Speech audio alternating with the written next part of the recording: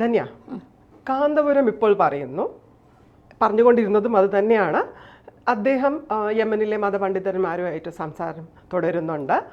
നിമിഷപ്രിയയ്ക്ക് വേണ്ടിയിട്ട് വധശിക്ഷയെന്ന് കുറച്ച് കൊണ്ടുവരാനുള്ള എല്ലാ ശ്രമവും നടത്തുന്നുണ്ട്. പോസിറ്റീവായിട്ട് കാര്യങ്ങൾ നീങ്ങുന്നു. പക്ഷെ കുറച്ച് മുൻപ് വരയ്ക്കും അദ്ദേഹം പറഞ്ഞത്, അല്ലെങ്കിൽ അനൗദ്യോഗികമായിട്ട് പുറത്തു വന്നത്, ഓൾറെഡി വധശിക്ഷ റദ്ദാക്കി എന്നുള്ളതൊക്കെയാണ്. എന്ന് പറഞ്ഞാൽ തലാലിൻ്റെ കുടുംബം അത് അംഗീകരിച്ചു, അംഗീകരിച്ചു എന്നൊക്കെയാണ്. പക്ഷേ ഇപ്പോൾ പുറത്തു വരുന്നത് അദ്ദേഹം ശ്രമം തുടരുന്നു എന്നുള്ളതാണ്. തലാലിൻ്റെ കുടുംബം പറയുന്നതെന്ന് വെച്ചാൽ, ഞങ്ങൾ അത് സമ്മതിച്ചു കൊടുത്തിട്ടില്ല. ഞങ്ങളുടെ യമനിൽ കൊലപാതകത്തിൻ്റെ ശിക്ഷ എന്ന് പറഞ്ഞത് വധശിക്ഷ തന്നെയാണ്. ഞങ്ങളുടെ തലാലിന് വേണ്ടിയിട്ട് ഞങ്ങൾ നീതി നടപ്പാക്കുക തന്നെ ചെയ്യും. അതിലുള്ള വസ്തുത എന്താണ്? തീർച്ചയായിട്ടും അങ്ങനെ തന്നെയാണ്. യമൻ എന്ന് പറയുന്നത് ഒരു ജനാധിപത്യ രാജ്യമല്ല, അതൊരു മതരാജ്യമാണ്. അപ്പോൾ സർക്കാരുകൾ ഇടപെടുന്നതിനേക്കാൾ കൂടുതൽ ഒരുപക്ഷെ ഈ മതപണ്ഡിതന്മാർ ഇടപെട്ടാൽ അത് കാര്യങ്ങൾ കൂടുതൽ എളുപ്പമാക്കാൻ സഹായിക്കും എന്നുള്ള ഒരു യാഥാർത്ഥ്യം തന്നെയാണ്. ഇപ്പോൾ തലാൽ എന്ന് പറയുന്നത് ഒരു ഗോത്ര, നിമിഷപ്രിയ വധിച്ച 110 കഷ്ണമായി വെട്ടി നുറുക്കി വാട്ടർ ടാങ്കിൽ, പ്ലാസ്റ്റിക് കവറിലാക്കി വാട്ടർ ടാങ്കിൽ നിക്ഷേപിച്ച തലാൽ ഒരു ഗോത്രവർഗ കുടുംബത്തിലുള്ള ആളാണ്. അപ്പോൾ തീർച്ചയായിട്ടും അവർ മതത്തെ വലിയ രീതിയിൽ മനസ്സിലും ശരീരത്തിലും കൊണ്ട് നടക്കുന്ന ഒരു കുടുംബമാണ് തലാലിൻ്റേത്. അപ്പോൾ തലാലിൻ്റെ വീട്ടിലേക്കൊന്നും നമുക്കങ്ങനെ ഓടിച്ചെന്ന് കയറാനൊന്നും പറ്റില്ല. തലാലിൻ്റെ നല്ല ഈ ഗോത്രവർഗത്തിൽപ്പെട്ട ആരുടെ വീട്ടിലും ഇതിൻ്റെ മുകളിലൊരു മതപണ്ഡിതനുണ്ട്. ആ മതപണ്ഡിതൻ ഗോത്രത്തലവനോട് സംസാരിക്കണം. ഗോത്രത്തലവൻ്റെ അനുമതി ഉണ്ടെങ്കിൽ ഈ ഗോത്രവർഗത്തിലുള്ള ആളുകളുടെ വീട്ടിലേക്ക് പുറത്തു നിന്നൊരാൾക്ക് ചെന്ന് കയറാൻ സാധിക്കും, ഇടപെടാനും സാധിക്കും. അപ്പോൾ ഈ അവിടുത്തെ സൂഫി പണ്ഡിതന്മാരുമായി തലാലിൻ്റെ കുടുംബത്തിന് നല്ല ബന്ധമുണ്ട്. ആ സൂഫി പണ്ഡിതനുമായി കാന്തപുരത്തിന് ബന്ധമുണ്ട്. കാന്തപുരം നേരത്തെ ഇവിടെ ഇരുന്ന് വീഡിയോ കോൺഫറൻസിൽ അവരുമായി സംസാരിച്ചു. ഇപ്പോൾ കാന്തപുരം നേരിട്ട് പോയി സംസാരിക്കുന്നു. അത്തരത്തിൽ കാര്യങ്ങൾ പുറത്തു വരുന്നു. തീർച്ചയായിട്ടും കാന്തപുരത്തിൻ്റെ ഇടപെടൽ നല്ലതാണ് എങ്കിൽ നിമിഷപ്രിയ എന്ന് പറയുന്ന ഒരു സ്ത്രീക്ക് അവരൊരു ഒരു ഇരയാണെന്നൊന്നും ഞാൻ പറയില്ല, എനിക്ക് ആ അഭിപ്രായവും ഇല്ല. ഒരു സ്ത്രീ അവർ ഇരയാണെന്ന് പറയണമെങ്കിൽ ഇവിടെ ഗ്രീഷ്മയും ഇരയാണെന്ന് പറയണം, കൂടത്തായി ജോളി ഇരയാണെന്ന് പറയണം, ഈ ഇറങ്ങിയ ഷെറിൻ ഇരയാണെന്ന് പറയണം. അങ്ങനെ ഒരുപാട് സ്ത്രീകൾ കുറേ വർഷങ്ങൾക്ക് മുൻപ് സ്വന്തം ഭർത്താവിനെ വെട്ടിനുറുക്കി സൂട്ട് കേസിലാക്കി കൊണ്ടു നടന്ന ഡോക്ടർ ഓമന, അവരും ഇരയാണെന്ന് പറയേണ്ടി വരും. അതുകൊണ്ട് അവർ ഇരയൊന്നുമല്ല.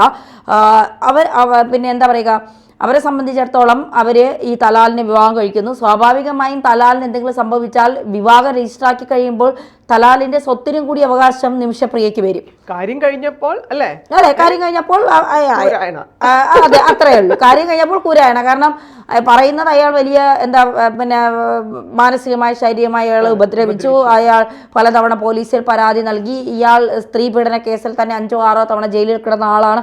ഒക്കെ ശരിയായിരിക്കാം, അതെ, അറിഞ്ഞുകൊണ്ടാണ് പോയി ചാടിയതും. ഈ വിവാഹത്തിന് എന്തിനാണ് അവർ സമ്മതിച്ചത്? അങ്ങനെയാണെങ്കിൽ അവർക്ക് അത് വേണ്ടാന്ന് വെച്ചിട്ട് നാട്ടിൽ പോകാമായിരുന്നല്ലോ, അല്ലെങ്കിൽ മറ്റേതെങ്കിലും രാജ്യത്തേക്ക് നോക്കാമായിരുന്നല്ലോ. നേഴ്സല്ലേ, എവിടെ പോയാലും അവർക്ക് ജോലി കിട്ടും.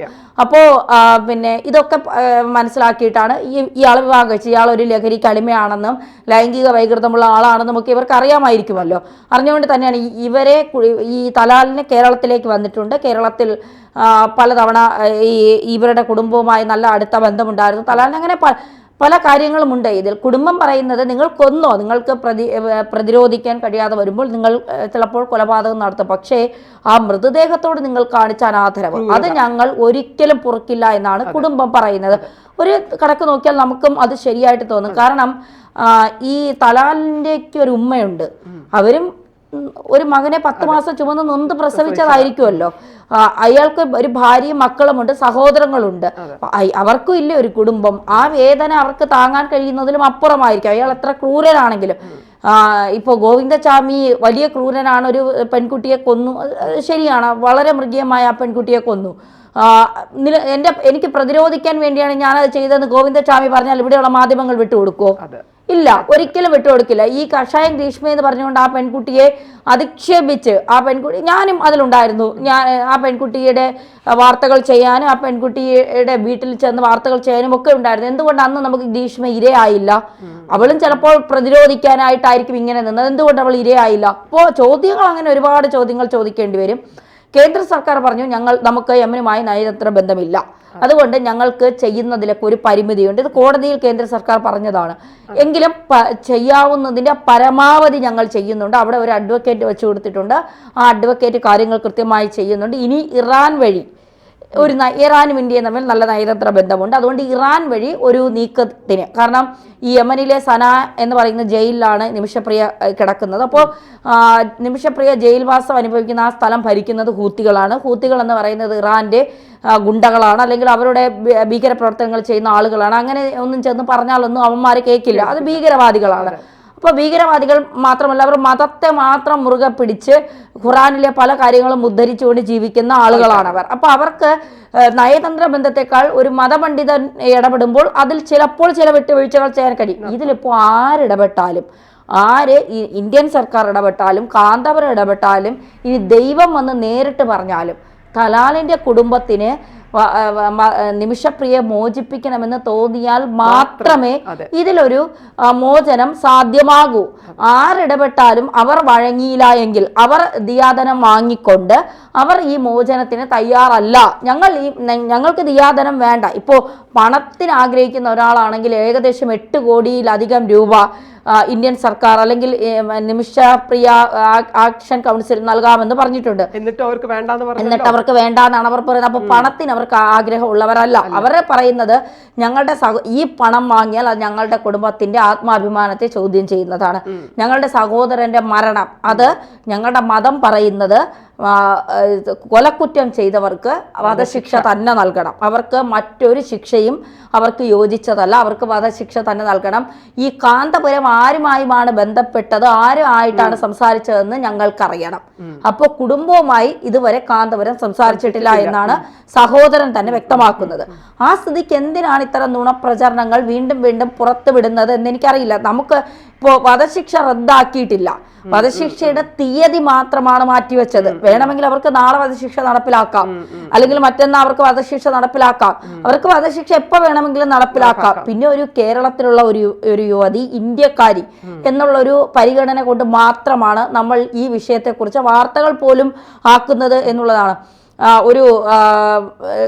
കഴിഞ്ഞ കുറച്ച് ദിവസങ്ങൾക്ക് മുമ്പ് എനിക്ക് തോന്നുന്നു മാർച്ച് 5-ാം തീയതി 2025 മാർച്ച് 5-ാം തീയതി ഉത്തർപ്രദേശിൽ നിന്നുള്ള ഒരു സ്ത്രീ ദുബായിൽ ഒരു ജോലിക്ക് പോകുന്നു.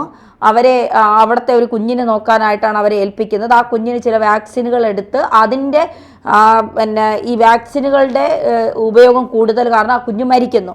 ആ മരണം ഈ സ്ത്രീയുടെ തലയിൽ, ഇവർ ഉത്തർപ്രദേശിലെ ഒരു 33 വയസ്സായ ഒരു സ്ത്രീയാണ്. അവർ ജീവിക്കാനായി പോയ ഒരു സ്ത്രീയാണ്. അവിടെ ചെന്ന് മറ്റ് കല്യാണം കഴിച്ച് സ്വന്തമായി സ്ഥാപനം തുടങ്ങി അത്തരത്തിലുള്ളൊരു ജീവിതം നയിക്കാൻ പോയ സ്ത്രീ അല്ല, കുടുംബത്തെ പോറ്റാനായി ജീവിക്കാൻ പോയ ഒരു സ്ത്രീയാണ്.